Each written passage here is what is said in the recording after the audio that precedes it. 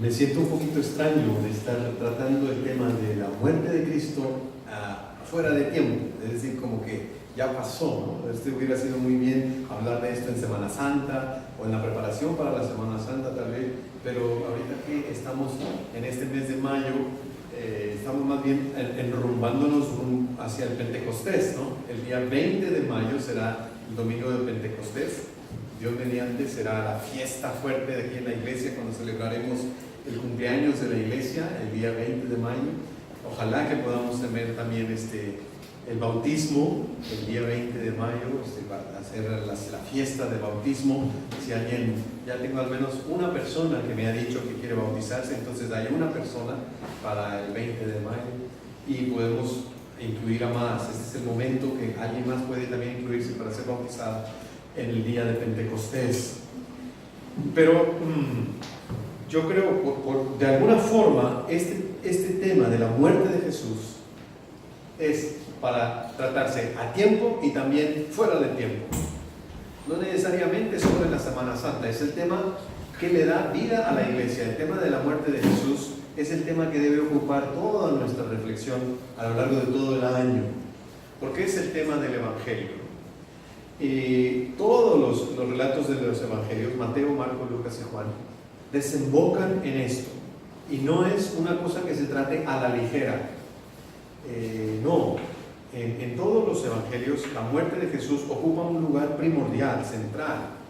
Por ejemplo, en el Evangelio de Juan, es casi la mitad del libro se refiere a los eventos que ocurrieron alrededor de la cruz, los últimos días de Jesús allí en Jerusalén, desde el capítulo 12 y hasta el final, que son 21 capítulos. Entonces es mucho material en el Evangelio de Juan. En el Evangelio de Mateo son estos dos capítulos, el 26 y el 27, y después el 28, la resurrección. Pero entonces, habiendo dicho esto, ¿qué hay de especial en la muerte de Jesús? ¿Y por qué los evangelios lo presentan como algo tan importante? En un taller de himnos que yo estaba conduciendo hace poco, estaba presentando himnos y reflexionando sobre los himnos, y entonces presenté uno que llamó la atención de alguien que luego levantó la mano e hizo la pregunta. El himno en cuestión era ese que dice: tengo esperanza porque el Señor Jesús con lo pequeño a miles alimentó, y con sus manos Él dio su bendición a los niños y niñas que andaban siguiéndole. ¿Ustedes saben qué himno es ese? ¿Saben qué frase sigue después?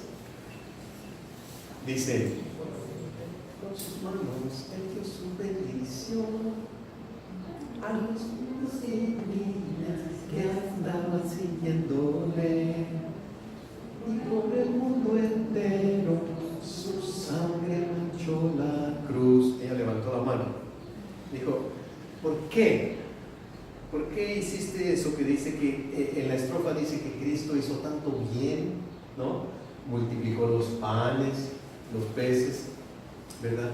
Dio de comer a la multitud, dice, y luego bendijo a los niños y niñas que andaban siguiendo, y luego dice eso tan horrible, tan feo, dice que su sangre manchó la cruz.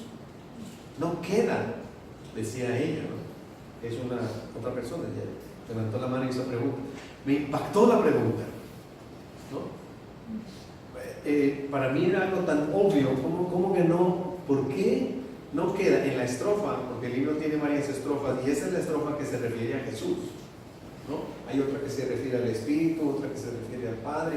Bueno, esa que se refiere a Jesús dice que Jesús sí bendijo a los niños y niñas que andaban siguiéndole, sí alimentó a las multitudes, y por el mundo entero manchó la cruz con su sangre.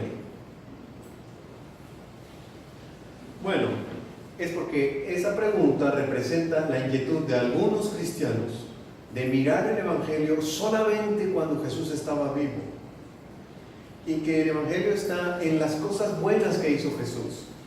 Alimentó a la multitud, sanó a los enfermos, bueno, bendijo a los niños. Era un hombre tan bueno, lástima que se murió tan joven.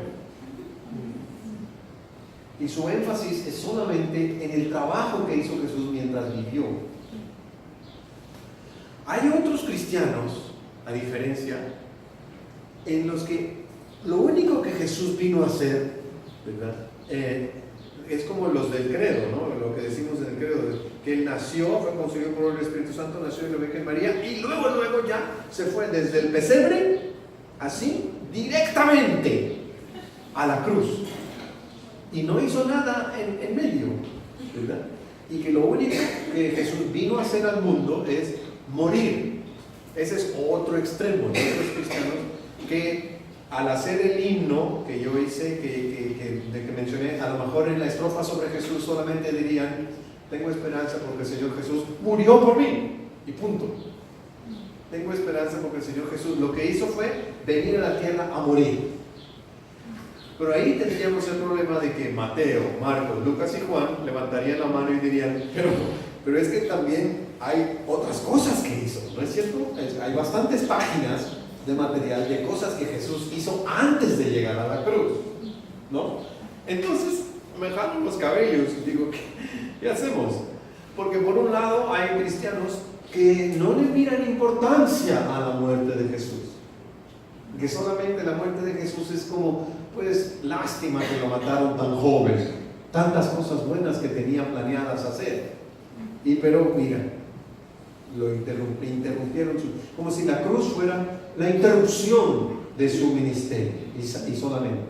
Y por otro lado están otros cristianos que solamente se concentran en la cruz y no se dan cuenta que quien fue el que fue a la cruz es precisamente el que fue ungido por la mujer, precisamente el que sacó de la muerte a Lázaro, precisamente el que multiplicó panes y peces, precisamente el que bendijo a los niños. Entonces yo lo que estoy insistiendo es que hay que mirar a Cristo de las dos maneras. Y todo el Evangelio es ese, ¿no? O sea, es el que vivió y el que murió, el que también resucitó. Pero creo que hay un gran riesgo, sí, en pasar por alto la muerte de Jesús. Y ahora que nos ocuparemos en todo el mes de mayo en la muerte de Jesús, capítulos 26 y 27 de Mateo, tenemos entonces estar pensando, reflexionando, buscando al Señor que nos ayude a vivir y a experimentar lo que significa la cruz. Y lo más importante que como pastor me preocupa es esto: que no debemos enfrascarnos en explicaciones teóricas, doctrinales o teológicas acerca de la cruz, que hay poco fruto en eso. Lo que yo quisiera como pastor es que aquí en la iglesia solamente nos concentráramos en darle gracias a Dios. Por eso es la mesa de la gratitud. Que digamos: Señor, gracias por lo que hiciste por nosotros en la cruz. A lo mejor no lo entiendo todo de pe a pa, pero sí sé que por tu muerte, Jesús, ahora yo puedo vivir. Yo sé que porque tú moriste, Jesús, la vida tiene sentido. Tengo el perdón de mis pecados y tengo la esperanza de la nueva creación, la redención de todo el cosmos por lo que tú hiciste en la cruz. No lo entiendo así todo con detalle, pero puedo agradecer. En lugar de inspirarnos a discutir unos con otros sobre teorías acerca del significado de la cruz, nos debe inspirar a doblar la rodilla juntos y decir: gracias, Cristo, porque tú hiciste esto, y porque tú hiciste esto, ahora nosotros vivimos. Nos rescataste, nos redimiste, somos de Dios. Y ahora sí, gracias por tu cruz, ahora nosotros vivimos reconciliados con Dios, ¿no? Entonces miren, en este texto que acabamos de leer de Mateo 26, tenemos tres cenas, ¿no? Tres cenas. La primera cena es en Betania, en la casa de uno que le llamaban el leproso. Sabemos que evidentemente ya no era leproso, porque si fuera todavía leproso, no podía tener invitados en su casa, no podía organizar cena, él tendría que vivir fuera en un leprosario excluido de la ciudad. Pero ¿por qué le decían el leproso? Por la misma razón que a un muchacho ya grande, o a un muchachón ya grande, le siguen diciendo el chimuelo, ¿verdad? Alguna vez en su vida fue chimuelo como todos nosotros, pero por alguna razón a ese tipo en particular se le quedó el mote, se le quedó el apodo, así con este pobre hombre que se llamaba Simón, pero su apodo era el leproso. Simón el leproso. De lepra ya no tengo nada, pero pues se me quedó. Algunas veces el apodo es preferible, ese apodo, a que le digan otra cosa. Está bien, quédate así, dime leproso, con ese me conformo. La cosa es que él tenía, aparte de ser leproso, digo, de haber sido leproso, era hospitalario y abrió su casa y recibió a toda la banda de discípulos y a Jesús y les dio de cenar, ¿no? Y estaban en la cena y entró a la cena una mujer, las puertas de la casa estaban abiertas. Entonces, cuando nos imaginamos así, un pueblo pequeño donde hay un evento, una casa, pues entran los vecinos y así es, ¿no? Entonces entró esta mujer y traía un frasquito de perfume muy caro. Todo el frasquito, no lo había todavía abierto, era un tipo de frasco que al abrirlo se tenía que quebrar, un alabastro, y al quebrarlo se tenía que usar ya todo. Entonces toda la botellita, que posiblemente para ella representaba alguna herencia familiar, alguna posesión muy preciada, muy costosa, fue y reconoció a Jesús como el único digno de ser ungido. El único digno de ser ungido. No Simón el leproso, ni tampoco Caifás, ni ningún otro, ni su esposo, ni su pareja, ni nada, sino Jesús. Entonces, experimentando ella una devoción tal para Jesús, entra a la fiesta, entra y se pone ahí frente a Jesús, ¿no? Rompe el frasquito de perfume y comienza a derramarlo en la cabeza de Jesús. Esa es la primera cena. En las 3 cenas aparece un personaje protagonista, que son los discípulos. En esta primera cena los discípulos empiezan a murmurar. Dicen, estas mujeres incorregibles. Por eso creo yo que no permito a la mujer enseñar. Y por eso creo yo que la mujer aprenda y que la mujer guarde silencio. Porque mira nada más qué ocurrencias, extravagancias y locuras se le ocurren a la mujer. Y Jesús detecta esa actitud de los discípulos, de sus discípulos, ¿no? De esos discípulos que lo han conocido ya por años y que han caminado con él. Y entonces empieza Jesús a corregir y dice, ¿por qué molestan a la mujer? Qué palabras de Jesús, que todavía el día de hoy, el siglo XXI, siguen resonando. ¿Por qué molestan a la mujer? Todavía el Señor Jesús, yo tengo aquí las palabras de Jesús aquí. ¿Por qué tú, Joel, por qué molestas a la mujer? ¿Por qué no respetas? ¿Por qué no consideras valioso? ¿Por qué no dignificas? ¿Por qué no le das su lugar? ¿Por qué no incluyes? ¿Por qué no abres la puerta? ¿Por qué molestas a la mujer? Y Jesús la defiende, dice, en memoria de ella, se repetirá esta historia cada vez que se cuente el Evangelio.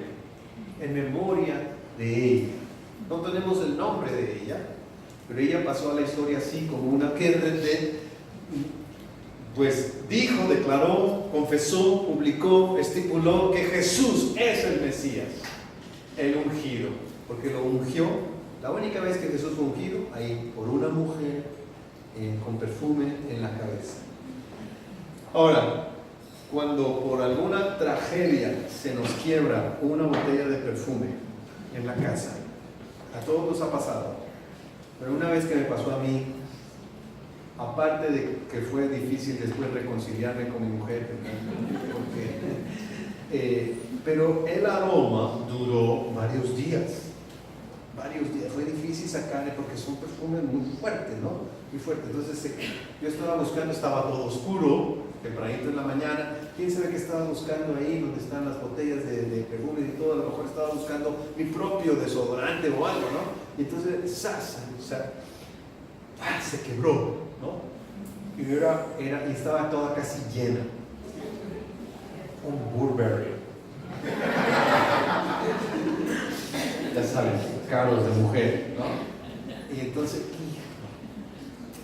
pero estuvo oliendo varios días, ¿no? Varios días estaba muy, muy rico, ¿verdad? Muy rico, pero pues los calcetines, ¿verdad? Era lo que olía, a donde fue a caer la botella. Pero digo esto para decir que Jesús sabe que ese aroma que se le puso en el cabello, en la cabeza, ¿verdad?, va a acompañarlo cuando vaya a la cruz. Y todavía muriendo, cuando estaba diciendo esas palabras que dijo desde la cruz: en tus manos encomiendo mi espíritu. Padre, perdónalos porque no saben lo que hacen. Todo está cumplido. Y en sus cabellos el Señor Jesús todavía tenía el aroma que le puso esa mujer cuando lo ungió. El ungido, no solamente de esa mujer, sino de todas las mujeres. Y no solamente de las mujeres, sino de todos los que de alguna forma hemos experimentado la exclusión. De todos los marginados, de todos los que quedamos fuera, de los descalificados. Él es el Mesías. La segunda cena, la segunda mesa, es cuando Jesús parte el pan y da la copa por primera vez ahí entre sus discípulos, ¿no? Entonces, están en una casa prestada, una casa rentada, una casa, dice el texto, de un fulano, no sabemos su nombre, en la casa de una persona, un fulano.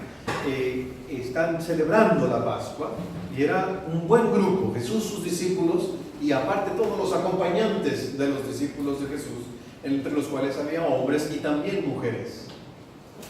Celebran la Pascua juntos y Jesús quiere darle a esa cena una importancia especial. Él sabe que va a morir al día siguiente, ¿no?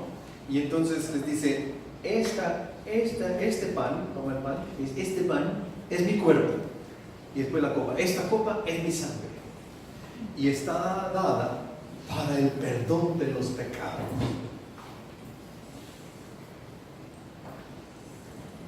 Los sacerdotes del templo también querían matar a Jesús. Les interesaba la muerte de Jesús también. Pero ellos no querían que fuera en la fiesta. Dice la primera parte de nuestro texto, que ellos querían que lo mataran, pero no en relación con la fiesta. Al contrario, Jesús sabía que esa fiesta, la fiesta de la Pascua, tenía todo que ver con la muerte de Jesús. Entonces, él quería que su muerte se involucrara con la fiesta. Quería que fuera su crucifixión en la Pascua y no fuera de la Pascua, porque en la Pascua, cuando se sacrifica un cordero, es el símbolo de lo que Jesús es en la cruz. El Cordero de Dios, el Cordero de la Pascua, nuestro Cordero Pascual, que por su muerte entonces nos libra de no morir nosotros, nos libra de la muerte. Por su muerte, por su sangre que manchó la cruz, nosotros tenemos la esperanza de salir intactos, ilesos ante el castigo de la muerte. Y en esa segunda mesa también están los protagonistas famosos, los discípulos, porque ahí aparece un discípulo traidor y otro discípulo negador. Uno es Judas y el otro es Pedro, los dos representando a los discípulos en esa segunda mesa, en esa segunda cena, que igual que en la primera cena, la de la casa del leproso, de Simón el leproso, representan fallas, representan incapacidades, representan errores, representan no haber entendido las lecciones de su maestro Jesús. Ahí está Judas queriéndolo traicionar por 30 monedas de plata. Y ahí está Pedro diciendo que sí, que no lo va a negar, y resulta que lo negó 3 veces antes que gallo cantara. Así lo anunció Jesús, ¿no? Eso lo vamos a ver Dios mediante el próximo domingo.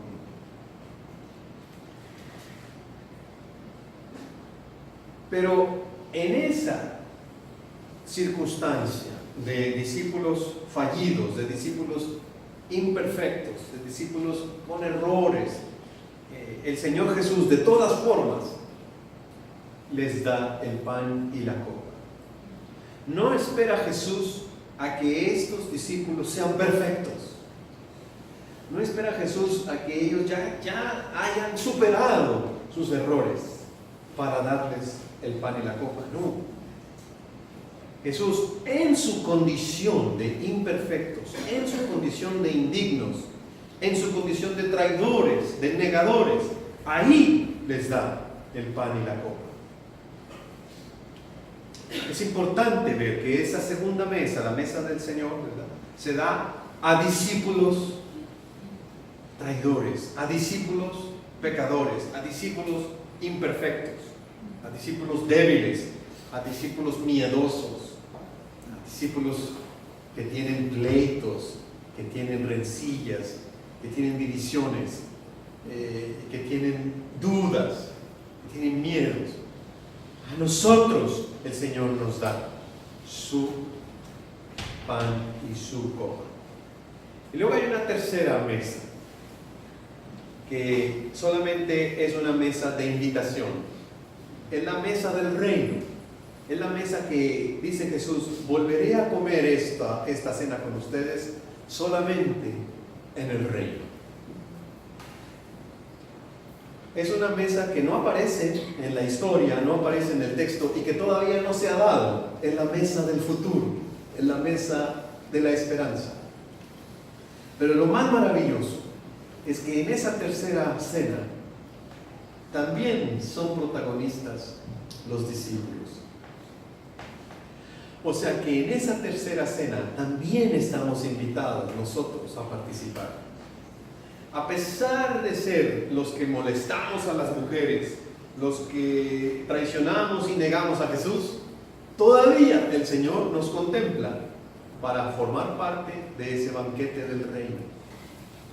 Y dice: la volveré a tomar con ustedes, con los que molestan a la mujer, con ustedes, con los que traicionan, con los que niegan a Cristo, con ustedes, con los que fallan, con los que tienen errores, con los pecadores, con esos que tienen su bulera para tirarle piedras a los nidos de las urracas.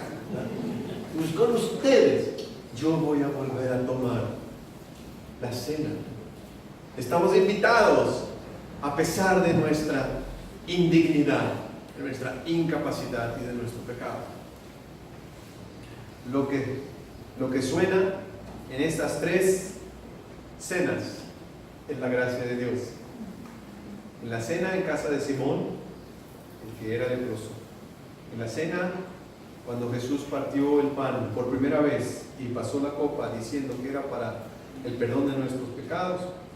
Y en la cena del reino, el día de mañana, en cuando podremos sentarnos a pesar de nuestras diferencias, a pesar de nuestras limitaciones, y podremos gozarnos en la vida nueva que hay en Cristo Jesús.